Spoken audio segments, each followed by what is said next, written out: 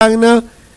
¿Cuál es tu opinión acerca de lo que ha venido sucediendo en los últimos días y la situación actual que vive el país con respecto al tema político? Bienvenida a Radio 1.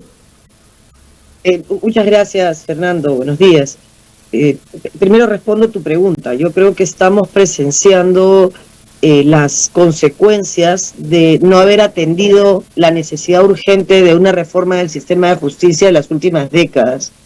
Como la justicia es algo que no se ve, pero sí se siente en la vida cotidiana y que a veces se ha entendido como una necesidad, como un problema, hemos ido dejando que se deteriore.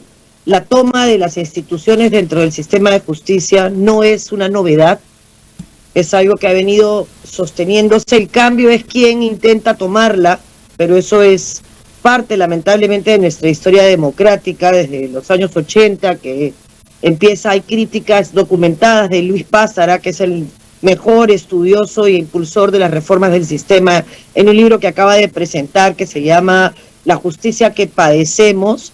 Refleja con un correlato histórico fallas en cada época que tú las lees hoy y parecieran escritas para el tema de la fiscal Patricia Benavides, la ex fiscal, por lo menos la fiscal suspendida, que está intentando regresar a fuerza de la prepotencia del uso del poder, ¿no? Eso no se puede. Jurídicamente va a haber una batalla que va a durar todavía algún tiempo, pero lo real es que debajo de este esfuerzo por confundir a la gente, de yo tengo la razón porque la ley está de mi lado, disfrazada de un montón de cosas, lo que hay es el intento de continuar copando la justicia, ¿no? Han roto la posibilidad del Estado de perseguir crimen organizado con leyes nefastas, y ahora lo que intentan tomar el INPE, cambiando las reglas de juego y bajando los requisitos para ser presidente del Instituto Nacional Penitenciario, que es el que cuida cárceles. Ahora van por la fiscalía y amenazan hace mucho tiempo ya al sistema de justicia, y como si esto no fuera suficiente, empiezan esta historia de irse de la Corte Interamericana. Entonces se desmontan un sistema de justicia precario, que no es eficiente, que no resuelve problemas, que es caro y que es confuso, pero que por lo menos ahora está intentando sostener la estabilidad del país. Muy preocupada, Fernando, denunciándolo hace muchos años, además, en solitario, intentando hacer la reforma cuando fui ministra de Justicia con el Acuerdo Nacional por la Justicia, pero la justicia se ha convertido cada día más en un privilegio, un negocio y en una forma de control social y de presión política, ¿no? Es terrible y hay que tomarle el pulso no solo en el día a día de las personas. Acaba Muñante de presentar un proyecto de ley que denuncia a las mujeres que denuncian y que hacen falsas denuncias, o sea, que no tienen plata para poner en un juicio porque necesitan alimentar a sus hijos. Tú te das cuenta que todo esto no tiene sentido y no es de sentido común, ¿no? Es terrible. Tan mal podemos estar en este momento que lo que hemos visto en los medios de comunicación, en su mayoría de Lima, con periodistas, abogados y opinólogos, es una defensa de Benavides, que tiene el caso de la hermana que salvaba narcos de ir a la cárcel y que ella la protegió cambiando fiscal, que la señora Benavides representa un pacto con congresistas para cerrarle investigaciones para que el Congreso persiguiera a la anterior Junta Nacional de Justicia y proscribiera a la señora Zoraida Ábalos, o que hoy se conociera incluso de que había hecho una serie de pactos por debajo de la mesa con un abogado Castillo para protegerse ante la Junta y cerrar investigaciones o colocar fiscales para enturbiar, malograr, entorpecer y liberar a algunos de los que están investigados en los cuellos blancos.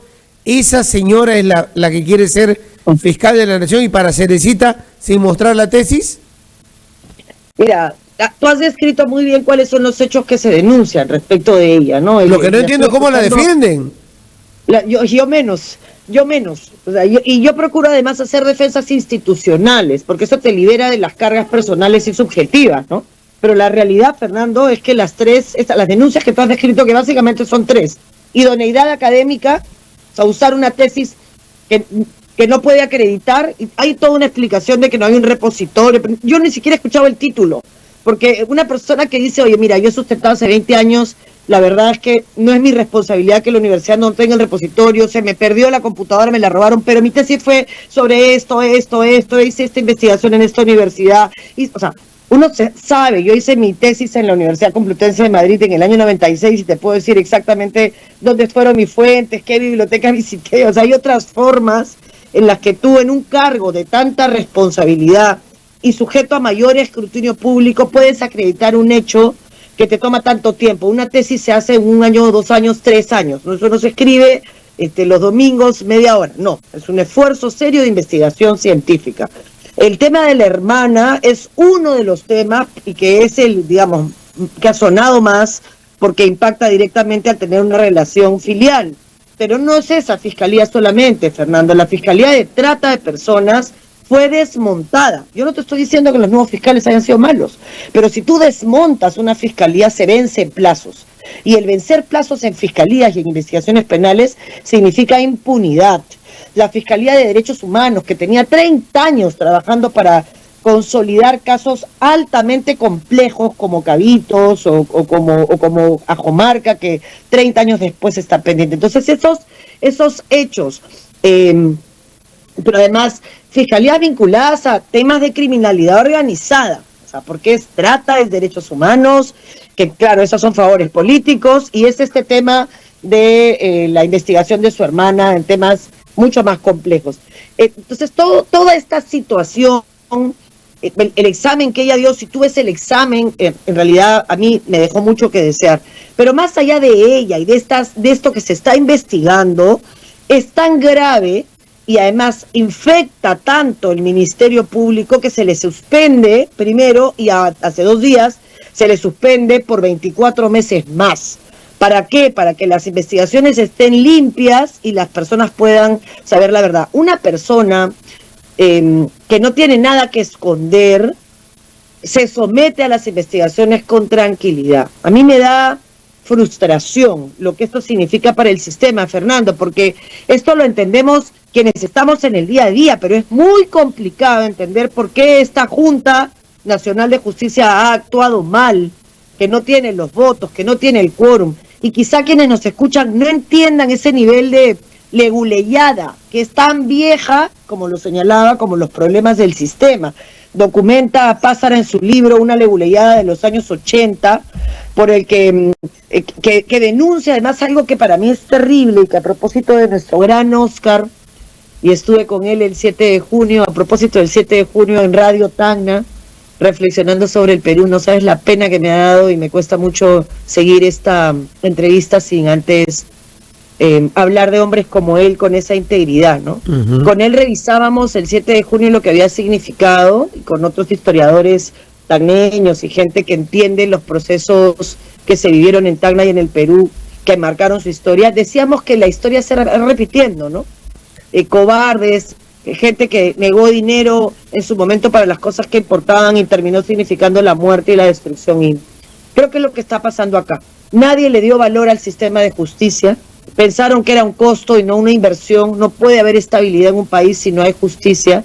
Nunca les importaron las víctimas que han ido durante todos estos años enfrentando un sistema que no sirve para nada. Yo te hablo de madres y alimentos porque eso es, me parece ya la señal más dramática, pero también es violencia sexual, violencia física, hacer negocios en el Perú, y tener que ir al Poder Judicial es perder de todas maneras. Entonces, no es nuevo el drama, pero sí la desfachatez y la prepotencia con la que están actuando los congresistas, parte de la Junta, con las que seguramente va a actuar parte del Tribunal Constitucional. Entonces es un quiebre institucional, Fernando, y yo no sé si las fuerzas del país resilientes, si los cartuchos que le quedan al Perú van a soportar hasta que este gobierno se vaya y con eso este desastre de Congreso que tenemos, ¿no? Si llegamos a julio del 26, yo creo que se va a tener que recuperar todo lo que se ha perdido estos años, que ya generó impunidad, pero que nos pone cada día en más riesgo, Fernando. No, lo del INPE es muy grave. Claro, Muy grave. Pero ya tienen avanzado un tema de control y copamiento de varias instituciones. O sea, en la próxima elección podrían, lo digo así, perder dos de los pilares más importantes, que son ejecutivo y legislativo. Pero hay un control sobre la Junta, hay un control sobre el tribunal, ¿no? Que ya lo tienen y que quieren penetrar a la judicatura, que tampoco, digamos, la Fiscalía y el Poder Judicial son la mayoría, la maravilla, pero que en la imperfección que tienen, ¿no? En la imperfección que tienen, se tiene que buscar una mejora, pero lo que se quiere es tener un control de la misma. Y creo que la sociedad no ha entendido en ese momento, lo que significa esta situación. Porque si arriba tienes a personas con este currículum, que hace un rato te lo detallaba y lo hemos conversado, ¿qué le puedo pedir a un fiscal? ¿Cómo entra? ¿Cómo es designado? En primera instancia, ¿qué se va a resolver mi caso en primera? Y siempre estoy quejándome que viene otro con plata y me gana, si es que no tengo la garantía de que va a ser designado en las mejores condiciones y por las capacidades que muestre. Claro, es esto de que si la cabeza está así como está el cuerpo, ¿no? Claro, o sea, es una reflexión de lo obvio, ¿no? Si hay tanto cuestionamiento, lo que tú vas a hacer es desconfiar de tu fiscal, el que está ahí en tu distrito, ese que te cita y tú dices, oye, esto es para coaccionarme, esto es para presionarme, esto para qué es. Pero hay que hacer la tarea, Fernando, hay que explicar una cosa tan complicada como esto en lo cotidiano, porque sí va a ser un esfuerzo necesario de Estado de recomponer muchas cosas. Por ejemplo, leyes que hoy no te permiten perseguir al poder y que el poder que blinda crimen organizado lo engorila. O sea, un choro o un delincuente, un narcotraficante, un proxeneta con protección de la autoridad local es terrible. Es mucho más voraz, ¿no? Cuando vemos todas estas películas que parece que hasta, digamos, uno no cree que es verdad, pero es verdad, cómo es que en México el narcotráfico terminó sentando a gobernadores regionales. ¿Por qué se hace? Porque tú vas liberando rutas, pues. Vas teniendo zonas, entre comillas, liberadas, que son parte del sistema, pero que en realidad tú controlas. Y entonces la gente se somete por miedo, por temor, por necesidad, y no hay que permitir que eso pase en el Perú. No, Tacna es un pueblo de valientes, y lo que hay que hacer es hacer la tarea de explicarle a las personas todos los días. Esto no se trata de defender a una fiscal o a la otra. Tú tienes a la señora Benavides de un lado sola, con un montón de gente que ha hecho parte, que ha sido parte de todo este destruir institucionalidad, y al frente tienes a toda la fiscalía. Y eso es lo que tú describías. No es que no haya fiscales malos, hay un montón, ni jueces malos, hay un montón, pero esto es un colegiado muy grande. No es el TC y sus 7 miembros, ni la Junta. No. Esta fiscalía tiene no solamente todos los supremos, a todos los superiores, y ese triángulo que empodera la base es la sabiduría del colectivo. Cuando tú tomas una decisión en una asamblea general, y estoy pensando que nos escuchan los gremios, la CGTP, Club Tacna, la Cámara de Comercio, las decisiones que se toman en colectivo siempre tienen la sabiduría del colectivo. No significa que no hayan delincuentes en esa negociación, pero significa que la voz del colectivo, la sabiduría del conjunto, termina encontrando siempre salidas que benefician a todos.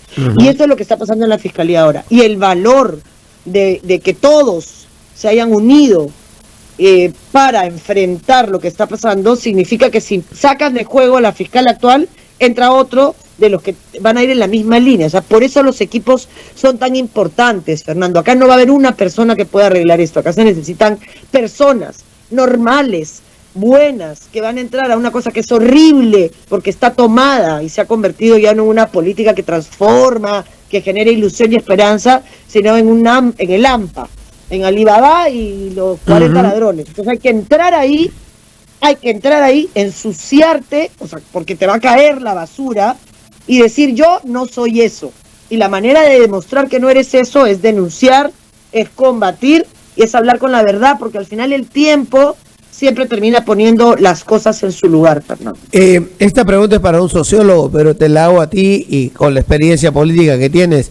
¿Por qué hemos perdido esa capacidad de movilización, en primer lugar, y segundo, hemos pasado a desconfiar de todo y a tomar bando de uno y de otro lado, porque los muros de Facebook, los muros de Twitter o de X se han convertido en, no, estos son caviares que quieren entrar a la fiscalía, no, esta es la mafia que quiere regresar, y incluso la narrativa de los medios de Lima no era la de que querían tomar la fiscalía, porque eso era lo que estaba pasando, quieren tomar la fiscalía, era el tema de enfrentamiento, bronca, pelea por la fiscalía, y esa era la narrativa que vendían. Pero la población que antes salía a movilizarse por José Domingo Pérez o Vela en su momento, o salía a movilizarse en contra de problemas en la estructura de las instituciones bases del Estado, hoy no lo hace y se pelea más en redes y trata de tomar bando y de tomar posición desde el teclado y no en las calles dándose cuenta y reflexionando qué está en juego.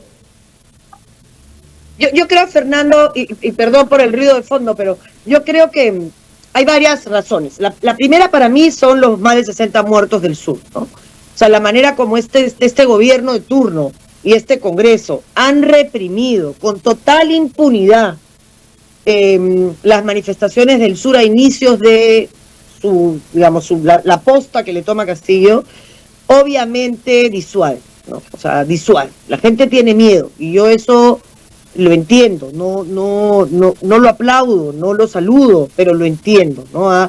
No solamente ha sido la brutal forma como los han asesinado, sino que ni siquiera han sido capaces de armar una comisión investigadora. No hay una comisión investigadora en el Congreso de la República que esté investigando las muertes del sur. No hay una comisión ad hoc que esté investigando si el uso de la fuerza fue correcto o incorrecto, ¿no? Solamente la Fiscalía de Ayacucho, la de Puno, la de Ayacucho un poquito más avanzada, pero eso es atemoriza, eso sin duda. Además, muchos de los muertos eran gente que estaba ni siquiera en la marcha, sino caminando, pasando por ahí o intentando ayudar a un herido. Y también entre ellos niños. Eso es lo primero. Lo segundo es la represión que existe hoy, física incluso, de gente que yo creo que es pagada, porque además le he tenido al frente de mi oficina y no parece gente que esté haciendo eso por amor a nada que no sea lo que paga en el diario, que son estos famosos llamados resistencia o pestilencia, que ya felizmente el Poder Judicial y la Fiscalía está investigando y hay nombres, hay fotos y se va a poder probar que esa gente vive de esto, ¿no? Y es, mientras tú sales a marchar y a defender, este otro sale a armar escándalo y a insultar y a golpear incluso. Entonces, eso es otro tema que también disuade. También es la necesidad, Fernando, la gente tiene que comer, tiene que trabajar, tiene que salir todos los días en la mañana a hacer el día. Entonces, no es que tú puedas decir a las 4 de la tarde me voy a una marcha, ¿no? No son los domingos, son normalmente días de semana. Entonces, yo, por ejemplo, en una marcha de día de semana, siendo notaria y teniendo que dar un servicio, es muy complicado, ¿no? Tendría que salir a marchar a las 6 de la tarde, o sábado en la tarde, o domingo. Y imagínate quien además tiene un trabajo dependiente, de un horario de 8 horas. Las redes se convierten en un espacio de manifestación. Y como tienes incendiando esas redes a gente pagada, sin nombre, con seudónimos, que solo insulta, la tentación de quien te quiere o quien respeta lo que tú haces, por ejemplo, en el caso de las batallas en mi X, o seguramente las batallas en el tuyo, las personas que te quieren tienden a escalar en violencia por esa... Yo siempre le digo a las personas que están conmigo en el partido y en distintos espacios, no respondas al ataque con violencia, porque la violencia es el recurso de los incapaces. Combate las mentiras con la verdad, no con insultos, no combatas al mensajero, combate esa mentira, pero claro, yo tengo muchos años, Fernando, puedo tener mucha más capacidad de soportar eso, pero las familias reaccionan, entonces esto se convierte en una batalla campal, ¿no? En las últimas elecciones, WhatsApps de familias se rompieron, WhatsApps de compañeros de la universidad, la gente se salía, o sea, ese nivel de polarización post pandemia, con la muerte tocando la puerta, con incapacidad de revisar qué pasó en la pandemia y cómo hacemos que esto no vuelva a pasar, buscando a quién cortarle la cabeza y culpar y no buscando soluciones estructurales, nos está llevando a un ambiente en el 26 de donde el más gritón y el que dice más lisuras gana. Y no es que yo no sepa decir lisuras o que no sepa gritar, querido Fernando, lamentablemente sé decir y muchas. Pero la verdad, Fernando, es que el país no merece eso. El país merece sensatez. Merece gente que pueda decir, te estás equivocando por esto y por esto. Esta es la mejor ruta, lo vamos a hacer de esta forma, nos va a tomar tanto tiempo, te voy a informar.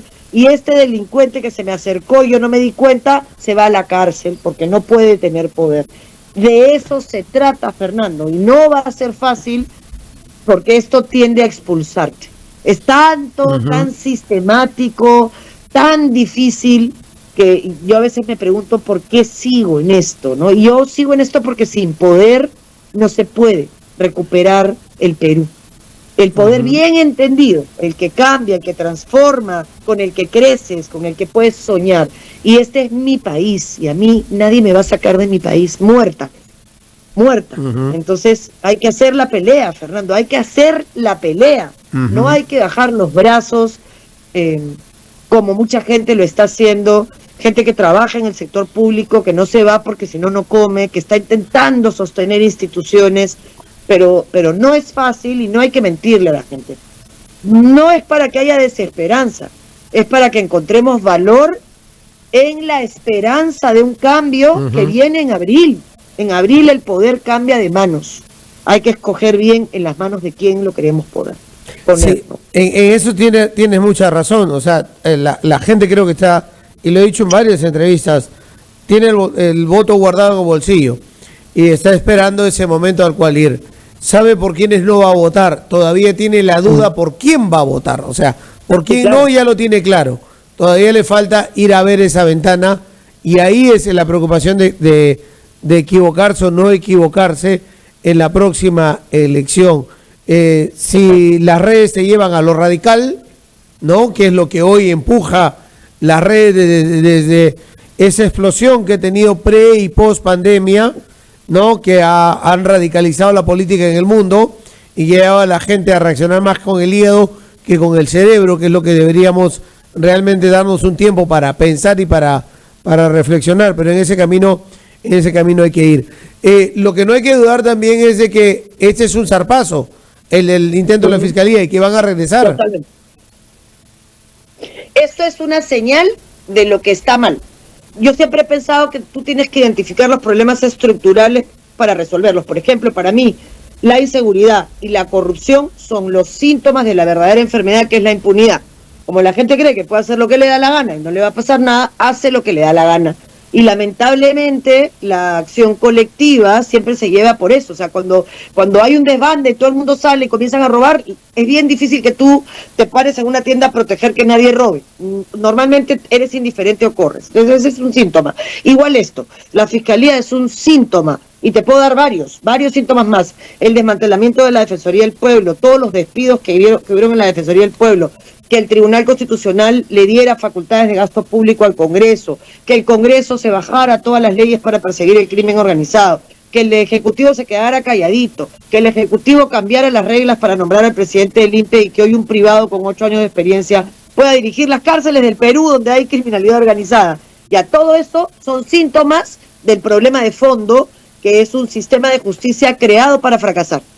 Entonces, ¿qué hay que hacer? Hay que proteger lo que hay, que en medio de todo es lo que hay, no dejar que lo tomen más, resistir, sostener, contener, llegar a abril y darnos y regalarnos una oportunidad. Y yo no estoy hablando en primera persona, que sería de verdad vergonzoso para mí.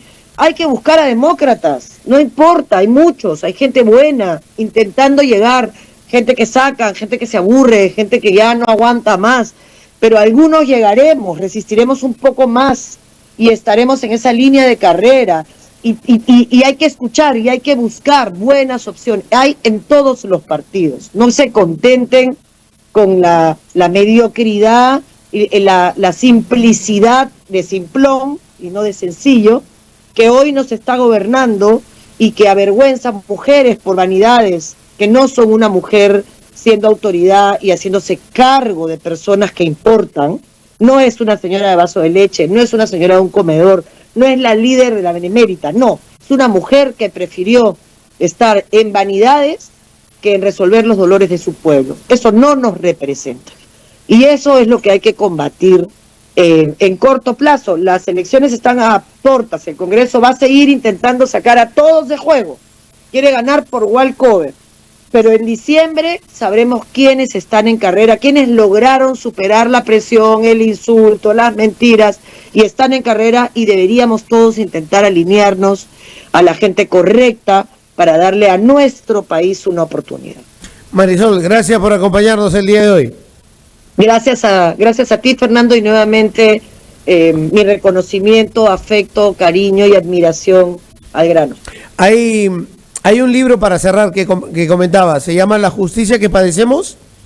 La justicia que padecemos, ya, de Luis Pázara, ya. Y a mí la verdad es que sería súper interesante, a mí me encantaría poder llevar a Luis para que presentara su libro en las fiestas, pero si no, igual se puede hacer con él un Zoom. Yo tuve el honor de presentar su libro en la Universidad Católica con Eduardo Darián, y estuvo también de Belaunde, el papá, digamos, el académico, el jurista que todos respetamos, admiramos y queremos, y a mí me dio mucha pena porque es Planeta quien lo hace, fueron muy pocas personas para un tema que es tan difícil, pero el libro yo voy a hacértelo llegar de todas maneras. Creo que hay que leerlo porque te da mirada larga, que es lo que hacía Oscar en estas reflexiones de domingo, y lo que hicimos cuando revisamos a Bolognesi. ¿Cómo lo lees hoy?